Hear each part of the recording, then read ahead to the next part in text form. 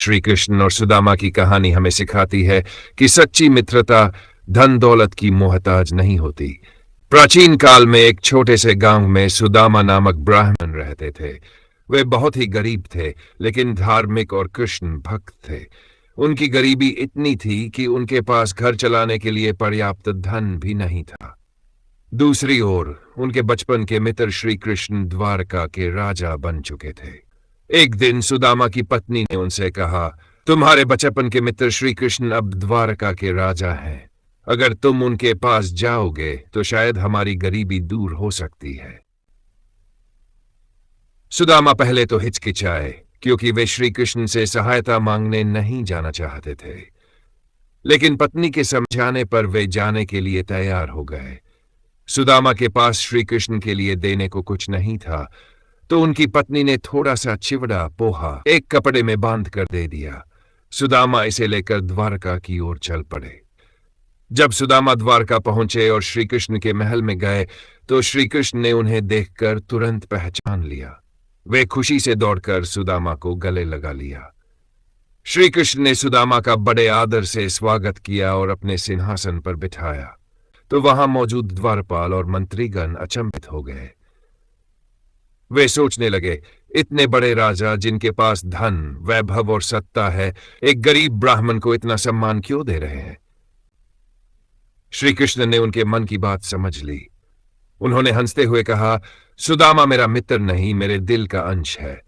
उनकी सादगी और भक्ति ने उन्हें मुझसे भी बड़ा बना दिया है। धन और पद केवल बाहरी चीजें हैं, सच्चा प्रेम और समर्पण अमूल्य है। सुदामा ने चिवड़े की पोटली छिपाने की कोशिश की, लेकिन श्री कृष्ण ने उसे देखकर कहा, मेरे मित्र, ये मेरे लिए क्या लाए हो? और प्रेम पूर्वक पोटली खोलकर चिवड़ा खाने लगे। वे हर कौर में सुदामा की भक्ति का स्वाद महसूस कर रहे थे। कहते हैं, जब श्री कृष्ण ने चिवड़े का पहला ग्रास खाया तो सुदामा के घर का अभाव दूर हो गया। दूसरे ग्रास में उनके घर को वैभव मिल गया।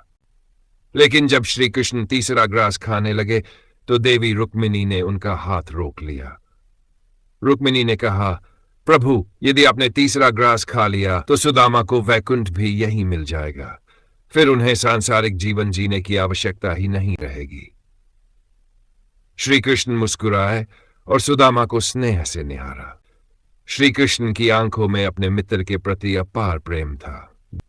सुदामा की भक्ति इतनी प्रबल थी कि वे श्री कृष्ण के सामने सहायता मांगने का साहस ही नहीं कर सके। वे केवल अपने मित्र को देखकर ही संतुष्ट हो गए। उनके विचार थे, अगर मेरे कृष्ण मुझे सब कुछ देने की इच्छा रखते हैं तो मैं मांगू क्यों? वे मेरे मन की बात खुद समझ सकते हैं। सुदामा ने श्री कृष्ण से अपनी गरीबी की कोई शिकायत नहीं की। वे खाली हाथ वापस लौटने लगे। लेकिन जब वे महल में बदल चुका था, उनकी पत्नी और बच्चे भी सुंदर वस्त्रों में सजे हुए थे। सुदामा समझ गए कि यह सब श्री कृष्ण की कृपा थी। कृष्ण और सुदामा की कहानी हमें सिखाती है कि सच्ची मित्रता धन दौलत की मोहताज नहीं होती।